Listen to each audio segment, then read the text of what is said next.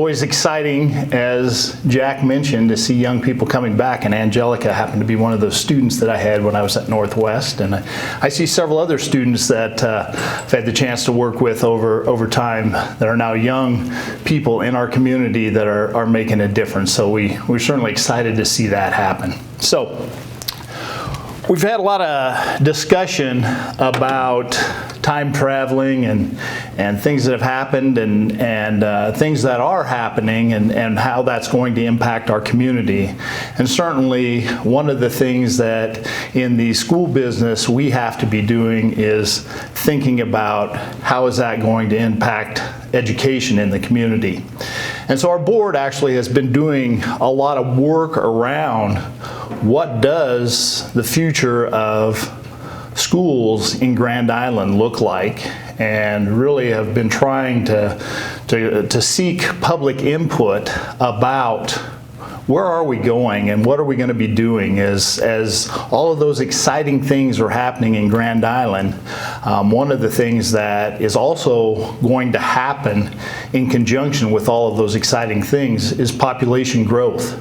And that's something that the city and the Economic Development Corporation did a study, and this is what that study says growth in Grand Island could look like over the course of the next 25 years. You look down the left-hand side, that's 1940, and you work your way up to where the two lines split. That's today, about 53,000 people in Grand Island. And then you look at the line continuing on, the blue line, that's what the low side of growth would look like. And that's about 7,000 people in the next 25 years. And then you look at that green line, that's what possible growth could be. And when you start thinking about the Good Life District and what's going on with Prairie Commons and all of those other things that are happening in our community that draw people, it's not inconceivable that growth of 20,000, which is the green line, could happen. The reality is it's probably going to end up somewhere between that, between the 7,000 growth and 20,000 growth in the next 25 years. Well, what does that mean for us as a school district? And that's really something our board has really been trying to dig into and think about, is what does that mean? So when we break it down and we look at it and we think about it in terms of our different parts of our schools, we think about what is that going to mean for our preschools. And that's what this chart shows is you look across there, that left-hand side, that's where we're at right now. That next column over that's what 7,000 population growth in Grand Island would do for each of our different school levels. And then you look at the next column, and that's 20,000 growth in Grand Island, and what does that mean for our different schools? And then finally that last column is just, if we ended up somewhere in between, what does that look like? And so as you look at those numbers, you're going to see that there's some places that there's quite a few new students coming into our district. If you take a look at just the 7,000 growth column there, and you look at the elementary schools, and we have a growth of over 500 students in our elementary buildings. Well, our largest elementaries are about 400 students. So when you stop and think about that, if we have a growth of 500 plus students, we're going to be able to absorb some of those. We aren't at capacity in our elementary buildings right now, so we're going to be able to handle some of those. We're definitely not going to be able to handle over 500 students. So the reality is somewhere along the line, even with the low side of growth, we're going to be adding an elementary building. And so that's something that we need to be planning for right now. It's not going to happen, in the next year or the next 5 years probably, but maybe within the next 10 years we're going to have to add an additional elementary building. So those are plans that we need to be making now, and really that's what our school board and our administrators are really spending a lot of time digging into right now. And that's, again, where we're really seeking input from our community about what is the right decisions for us to be making around our schools. You look at that middle school level, and you look over there at the 20,000 growth, and middle school grows by over 800 students. Well, our middle schools right now are 800 students. So that's an additional middle school. So again, will we need to add an additional middle school? Don't know, but that's something that we need to be planning for, and again we are. And then I think the biggest question mark that there is, obviously if we see growth in one part of the community and we know that growth is happening, and now all of a sudden we need to add an elementary building, that's pretty simple to figure that one out.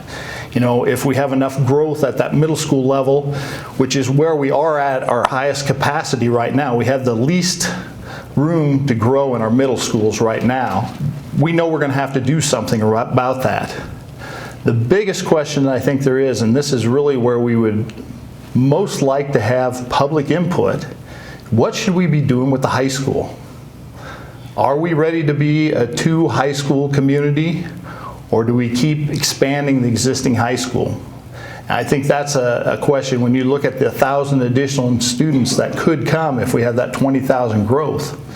We're 2,700 students at the high school right now. Do we become a 3,700 student high school?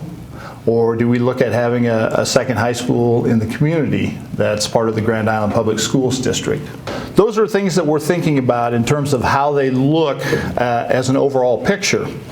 Well, now if you stop and think about that elementary picture, and one of the really important things for us to be thinking about is we're thinking 50 years down the road, and 50 years seems like a really long time. When we talked about the growth, we talked about 5 years and 10 years and what's happened in those years, and now if we start thinking 50 years down the road, that seems like a really long time.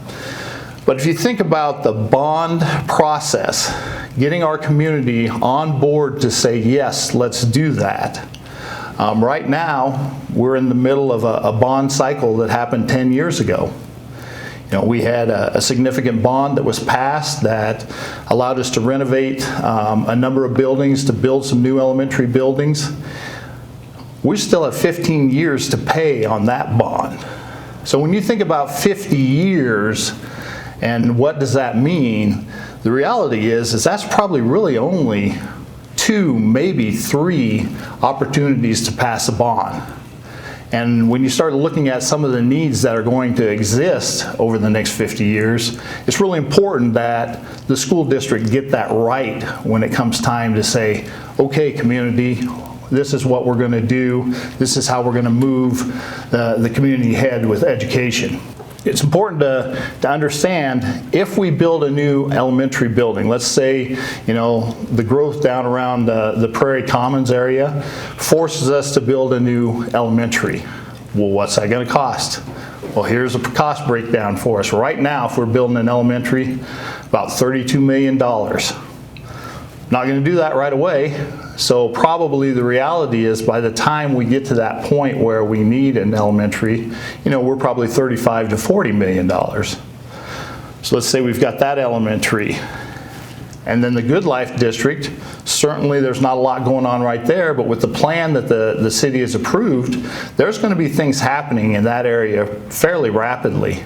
So if we get into that situation, and we already have the land there, that's part of that plan, but we don't have the funding for that school. So there's another 35 to 40 million that we're probably talking about. So we keep moving that forward. Middle school, we could end up needing to build a whole new middle school at some point in time, but the reality is we need space in our middle school right now. And so what we're looking at right now is Westridge was built to be expanded. When is going to be the right time to expand Westridge? And we know that's coming. And so we've done some pricing around that to do the expansion that we need there, a little over 20 million if we were doing that right now. And then that brings us to that high school. What is the right answer? We've got plans on paper that would allow us to continue to expand the existing senior high. But here's one of the other things to keep in mind. The existing senior high is 70 years old. What is the life expectancy of a building? Probably somewhere around 100 years. So again, when we think about 50 years down the road, we're going to have elementary buildings that we're going to have to do something with. We're going to have a high school that we've got to figure out what parts of this high school that we have now are still functional and what parts need to be replaced. We have the Islander Annex. This is one we get lots of questions about. What are we doing with the Islander Annex? Well, we're serving 100 plus students on a daily basis there now. We've got a number of different programs going on there, but we're certainly not fully utilizing that building by any means.